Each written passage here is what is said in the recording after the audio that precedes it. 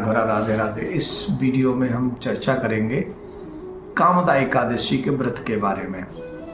चैत्र मास की शुक्ल पक्ष की एकादशी, जिसे कामदा एकादशी के नाम से जाना जाता है। धर्मराज ने जब भगवान श्री कृष्ण से पूछा तो भगवान श्री कृष्ण ने कहा, ये वृतांत पूर्व में हुआ है।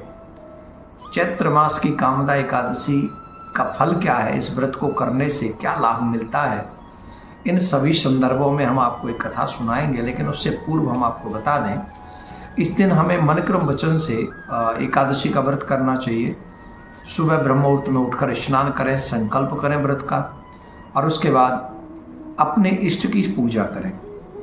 और आज के दिन लक्ष्मी जी की भी विशेष पूजा करें, क्योंकि लक्ष्मी नारायण की पूजा तो होती ही है, और लक्ष्मी जी की पूजा करेंगे तो भी इसका बहुत बड़ा फल है। कामदा एकादशी से कहते हैं, इससे प्रत्येक मनोकामना पूर्ण होती है, बड़े बड़े पाप जलकर भस्म हो जाते हैं। कामदा एकादशी के दिन लक्ष्मी जी की पूजा करने पर लक्ष्मी का अभाव हमारे परिवार में कभी नहीं रहता, तो इसलिए लक्ष्मी जी की भी पूजा करनी चाहिए।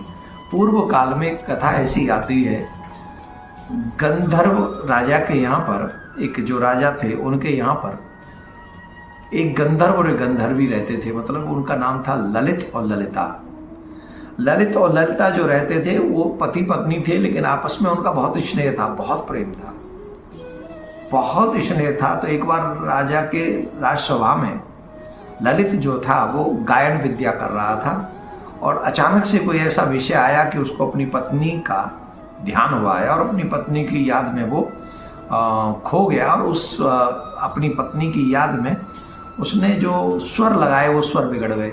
ये बात पता चल गई, राजा ने शाप दे दिया कि मेरी सभा में रहते हुए तू अपनी पत्नी का ध्यान करता है, जा मैं तुझे शाप देता हूं, तू राक्षस हो जा। तो वो राक्षस हो गया। उसकी पत्नी को बड़ा कष्ट हुआ और बहुत दुख हुआ। तो उसकी पत्नी ने एक बार श्रृंगी ऋषि से पूछा, तो उन्होंने कहा, चैत्र मास की कामदा एकादशी आने वाली है, अगर तुम व्रत रखोगी और व्रत करके इसका पुण्य इसको दे दोगी तो ये अपने उस राक्षस की योनि से मुक्त हो जाएगा। तो ललिता ने यही किया, और वो उसको अपने पति मिल गए, और उसका पति जो ललित था वो पिशाच योनि से मुक्त हो गया। तो आप ये समझिए, कामदा एकादशी का व्रत करने से उसकी पिशाच योनि, राक्षस योनि मुक्त हो गई। तो हम लोगों के भी अनंत जन्मों के पापों को काटने की क्षमता इस एकादशी के व्रत में है, कामदा एकादशी के व्रत में है।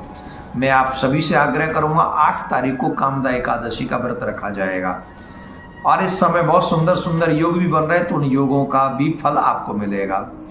आप लोग 8 तारीख को कामदा एकादशी का व्रत करेंगे, और 9 तारीख को इस एकादशी का पारायण होगा। पारायण का समय 5:55 से आप पारायण कर सकते हैं 8:55।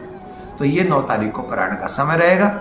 भगवान श्री कृष्ण प्रियाकांजु सरकार आपकी प्रत्येक मनोकामना पूर्ण करें, और सच्चे मन से आप एकादशी का व्रत कीजिए, तो आपकी प्रत्येक मनोकामना पूर्ण होगी। ज़्यादा से ज़्यादा भजन करें, अपने इष्ट का पूजन करें, और अपने बाल गोपाल